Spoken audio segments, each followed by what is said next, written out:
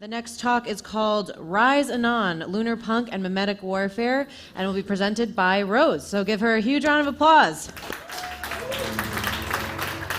Thanks for coming to my talk. I'm Rose. I'm a developer at DarkFi, which is a layer 1 for anonymous engineering. But I'm not going to talk about DarkFi technically today. I'm just going to talk about a concept called hyperstition, which comes from a philosophy movement in the 90s called the Center for Cybernetic Research Unit, which were interested in the use of fiction to create new possible futures, and the use of fiction to compel new realities into being. This is a 40-minute talk that I'm compressing into a 20-minute presentation, so I'm going to go as fast as I can. In regards to questions, we'll see how we get on. If we don't have time, feel free to tag me on Twitter or DM me or whatever, or just approach me after. I also have swag with me, so I'll give you guys some stickers. Okay, so hyperstition. Lunar Punk, which is a core meme in this conference, is an example of a hyperstition.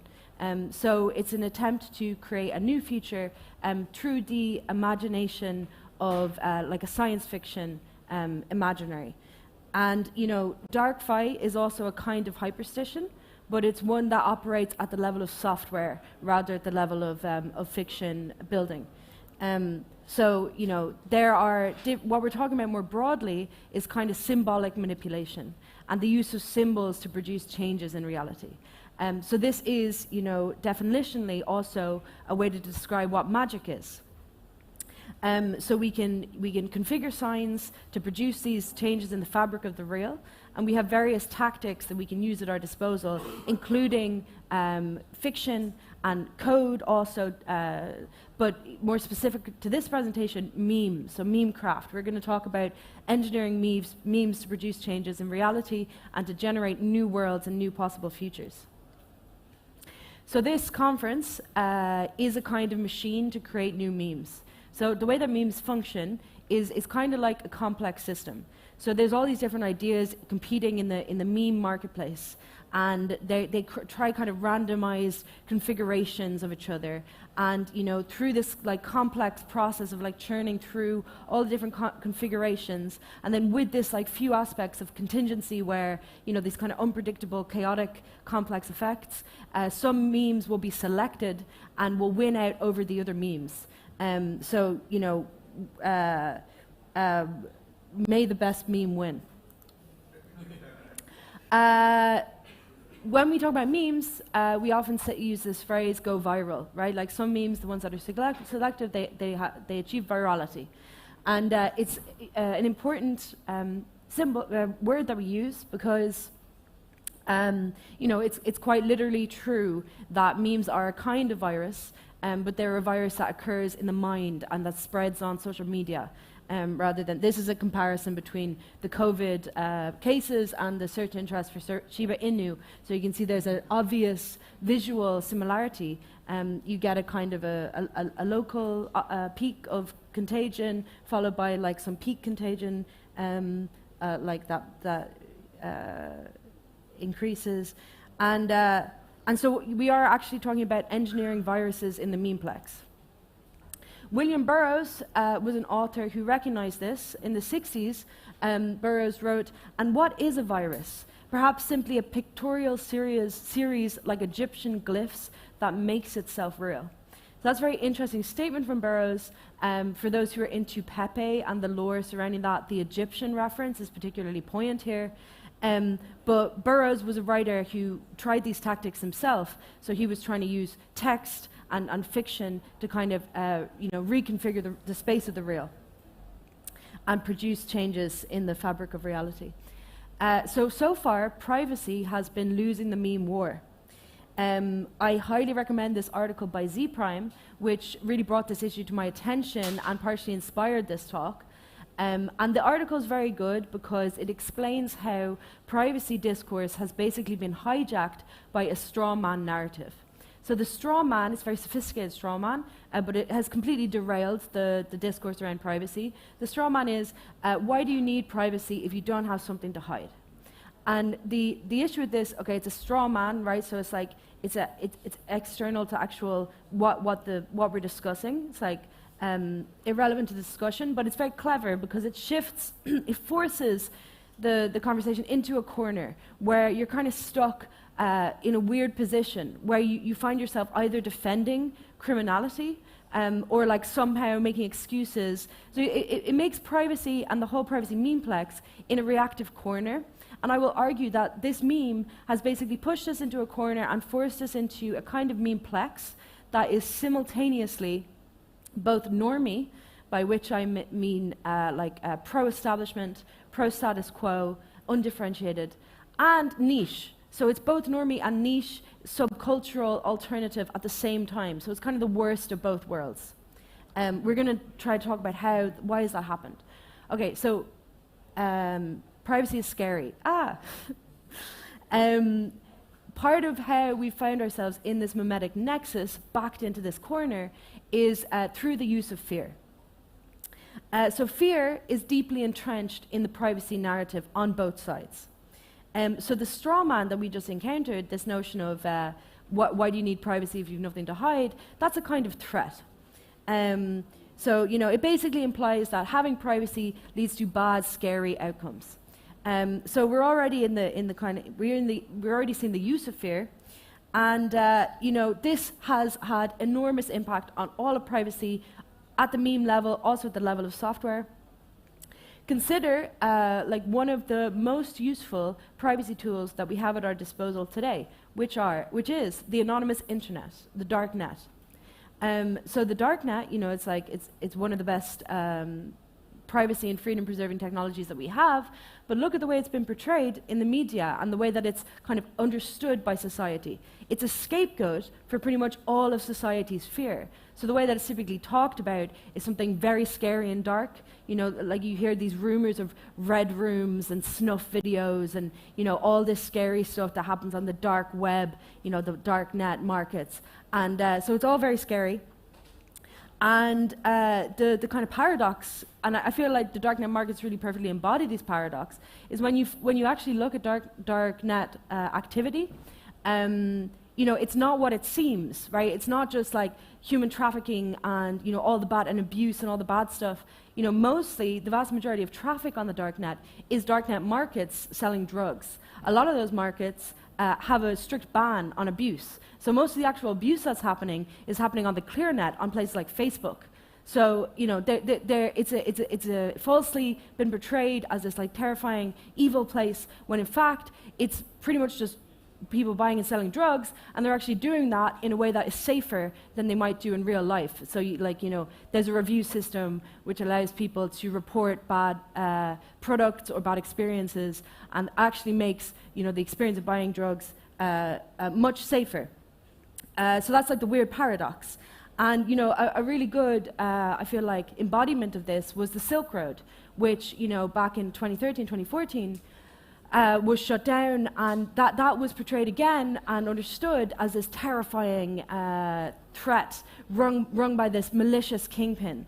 And when you look at Ross Ulbricht himself, he's a very ideological person. He's also very kind and sweet and a loving person. And I highly encourage you all to read his articles and to listen to the speech he gave at a Bitcoin conference a couple of years back. And you can see that he was an ideological person. He was motivated by greater ideals. He wanted to build free markets. So that really there was very little in terms of evil that was going on there, but it was misconstrued in the popular mind space. And Silk Road itself, they used to have manifestos on the front page. They also had a ban on abuse. So they had their own moral and ethics that was very prominent. And so all of this has been misconstrued. There's a little reference here in the corner to a deep web bake sale. I don't know if you guys remember that. That was a project by an art collective called Cyberpunk back in 2015, where they did a bake sale on the deep web to try and say it's like a nice place where nice things happen. But that didn't work either. Okay. So the other side of this is like how people respond, the privacy people. They say, yeah, okay, privacy is scary, but surveillance is even more scary, right? We hear this a lot. So as you can see, we have fear on both sides of the argument. So we're being coerced by fear into giving up our privacy because they say like, oh, it's only if you're a criminal that you need it. And at the same time, we're also terrified of surveillance, right? So we're just hiding as much as we can from the state. So the issue with this, right, is that fear is the mind killer. If you guys are familiar with the Dune series, famous quote, fear is the mind killer.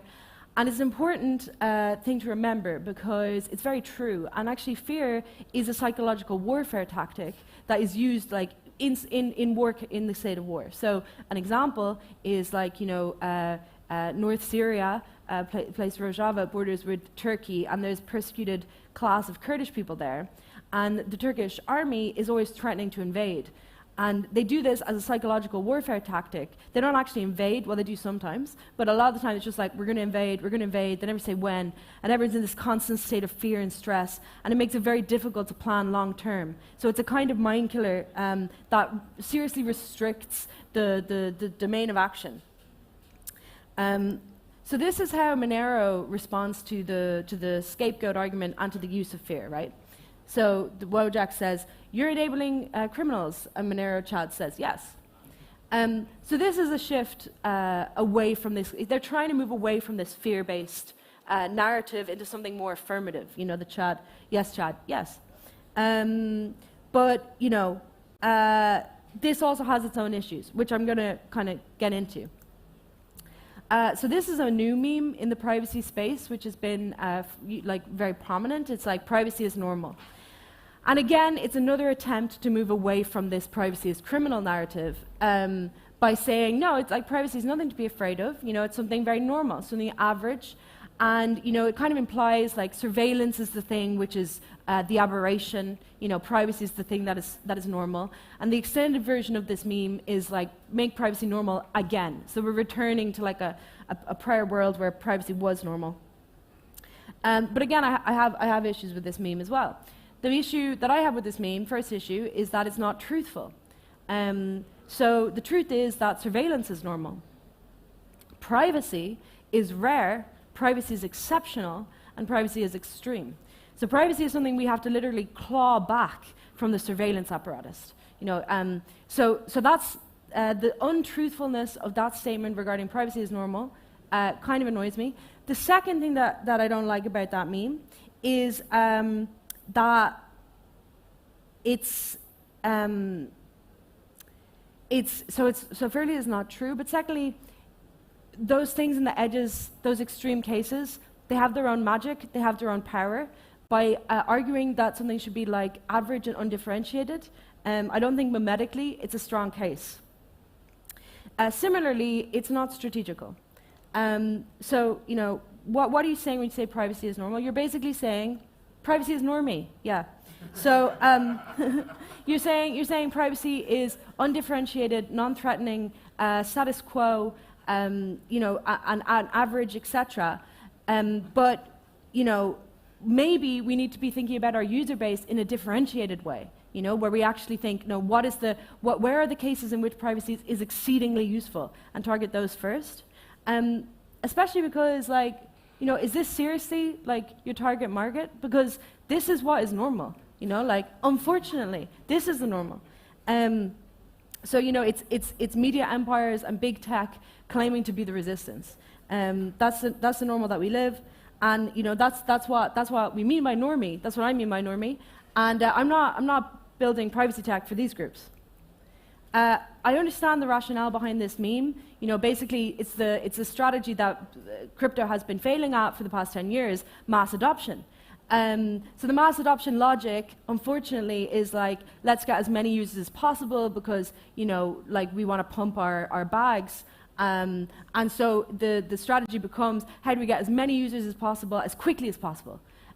But if you look at the history of any political movement, you will know that the more precise and clear your goal is, the more likely it is that you're going to achieve it. So if you set a goal which is maximum amount of users, all privacy right now, the chance of you achieving that is very limited, or is very small, as we've seen by the failure of the privacy narrative so far. Similarly, as we know, normies don't care about privacy. It's like normie.eth, he's saying, I've got nothing to hide. And the guys in the corner, you know, they're using encryption. And I like this meme because it's also an example of like this, you know, privacy at the edges. Yeah, okay. So I don't know if you guys can see that really, but this is Richard Stallman, and this is a meme that says, the world will look up and shout, "Save us!" And I'll look down and whisper, "GNU!" And so that's a meme which is it's a pun. It's a reference to his contribution to free software, GNU Linux, and he says GNU like GNU.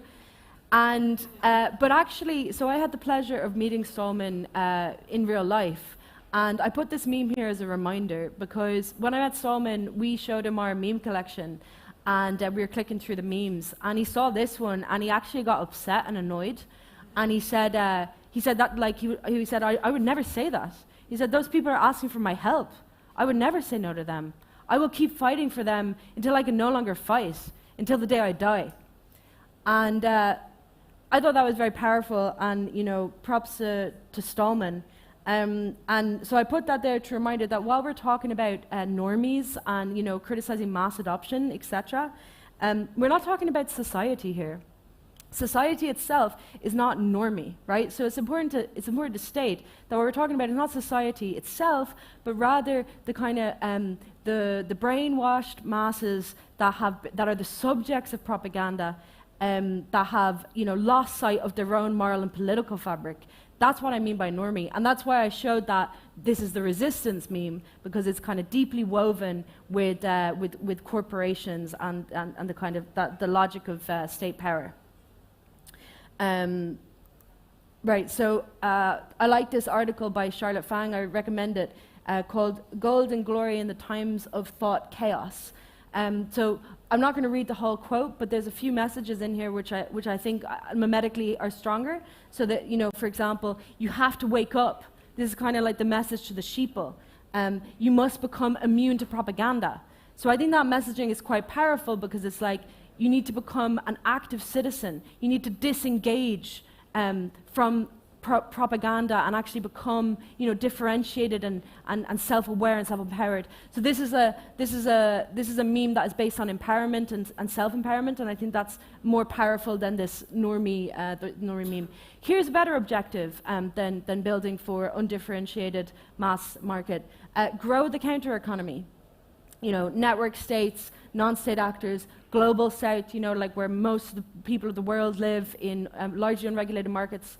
So I think these are goals and strategies that crypto markets and developers could be more focused on. All right, so some of the issues that I've been explaining memetically have their origins in cypherpunk, right? Like memes are a kind of destiny that they set the outcome in advance. So a lot of this mistakes that we're now encountering is the tail end of like a long memetic process that it doesn't even begin with cypherpunk, but cypherpunk embodies it also. And so I love cypherpunk. I do have a critique of cypherpunk I will share, but I wanted to mention that, like, you know, I love cypherpunk. I got into the space because of cypherpunk, like literally the Assange book called Cypherpunk and the Freedom of the Internet. I read that book in 2015, and I was like, I want to dedicate my life to this movement. So this critique is coming from a place of love, and I'm sure many of you in this room, you know, share the same origins or similar origin story. This meme Plex really embodies this kind of like this meme nexus, backed into the quarter meme nexus of simultaneously normie and niche subcultural. So you know, it has this problem already. So like let's look into that. This is a joke. So it says privacy is as apple pie as the Constitution. That's Phil Zimmerman, the inventor of PGP. This is a joke because, like, I know many Americans, they love their Constitution, and that's really good. So this is just a joke, but it's like the scary Constitution, you know. But basically, I bring this up because that's Phil Zimmerman in the 90s saying the same basic meme as we were saying before. It's the same privacy as normal. He's saying privacy is American, privacy is apple pie, you know, privacy is normal. It didn't work for PGP. It's not going to work for crypto. Okay, here's another cool quote. Again, we're trying to illustrate how we ended up in this normie niche nexus. We, the cypherpunks, are dedicated to building anonymous systems. Nice. We are defending our privacy with cryptography, with anonymous mail forwarding systems, with digital signatures, and with electronic money. So that's really cool. Like, I genuinely love the cypherpunks. But, here, defending our privacy, you can see that cypherpunk is on the defensive. So the switch that Lunarpunk is trying to make is towards a positive conception of freedom. We are asserting our freedom rather than defending our privacy. So that's an important switch. Lunarpunk, I'm out of time. I'm just going to really quickly try and wrap up. Lunarpunk, it's a new meme. You see it a bit at this conference, which is excellent. So we're trying to move away from the negativity and the kind of reactionary aspect of cypherpunk. We're not niche, we're not normie, we're popular in the sense of populist, we're building for the people, and we're also radically anti-authoritarian, and we promote utopian non-states through anonymity. So memetically, Lunarpunk is associated with Solarpunk. It shares with Solarpunk its same affirmative energy, that same utopianism, and the same willingness to kind of escape from these dystopic narratives and to create like a positive vision of the future that we can strive towards. It shares that, but it's distinct from Solarpunk as well. It kind of has its own critique. It basically says, there's this transparency rhetoric, which is a little bit of a dystopic tendency contained within Solarpunk, so we need to move away from the transparency narrative.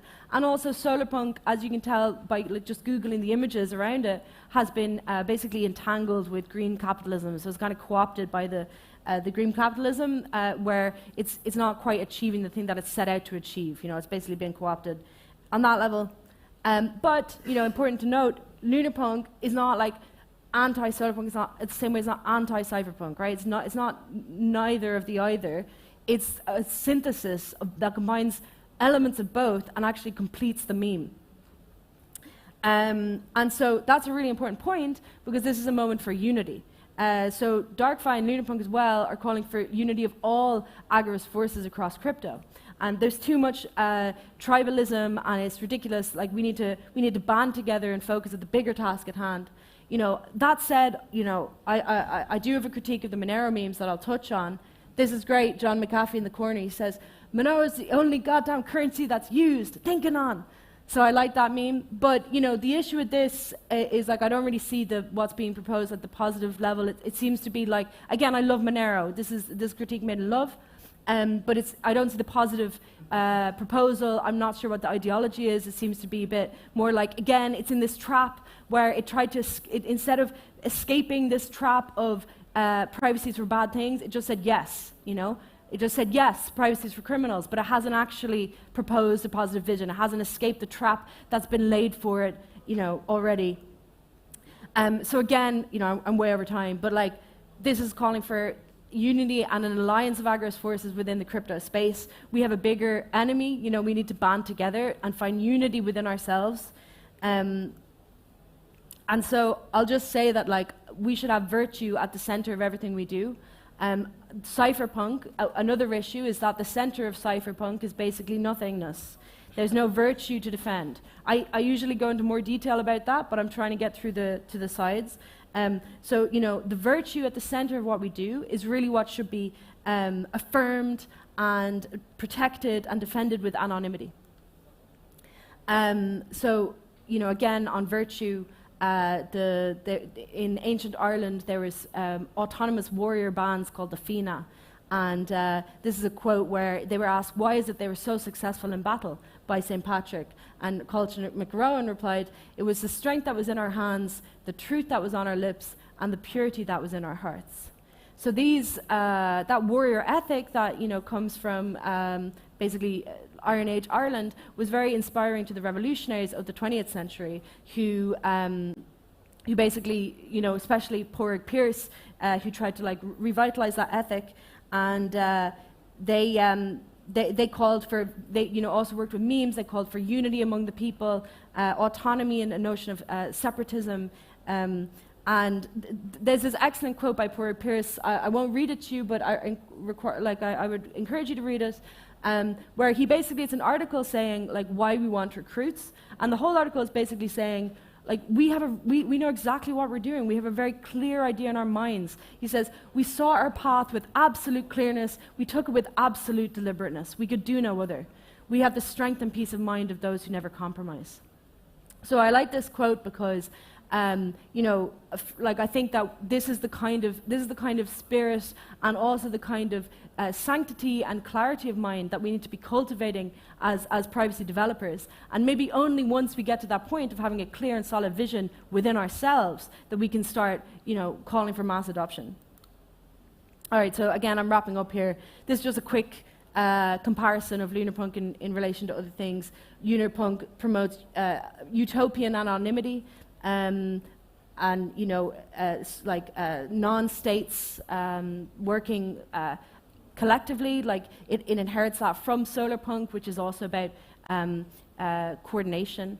So we have that, we're kind of cousins in that way. You can take a picture. Similarly, another table of comparisons at the level of kind of vibes. Lunarpunk is it's into affirmative anonymity. We use the term anonymity a lot in DarkFi because we think it's more effective as a meme than privacy.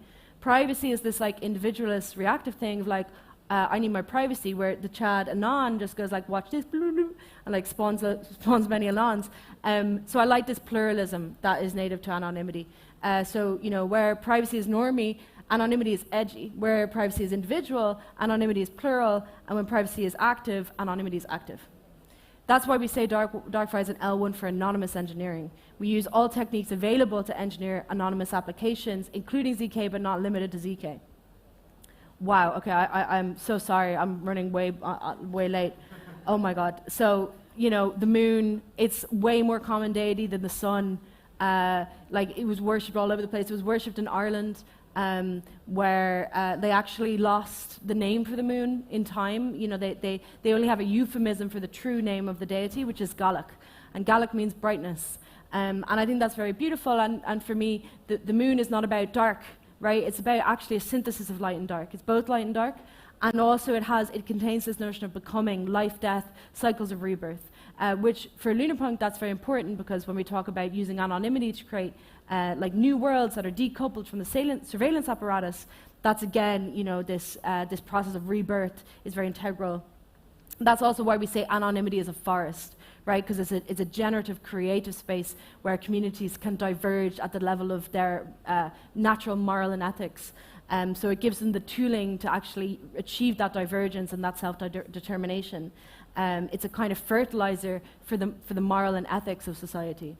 That's also why, for those who like Milady culture, I would describe the dark forest as white-hearted, which is something that's like pure, beautiful, and true. So these are some connected memes that I'm not going to explain. Reversible extinction, life and the reproduction of life, talking with plants and animals, schizoposting. I'm not going to go there, but I highly recommend the essay that I will release in the next issue of the Agorism Journal, which is about this topic, and will explain how, the notions of the moon mythology also connect to things like talking to plants and animals and eternal return and similar topics. So, let there be dark, that's a meme that we have in DarkFi. It's an affirmative statement, let there be dark. And for me, it means let there be life. So, let there be dark. Thank you.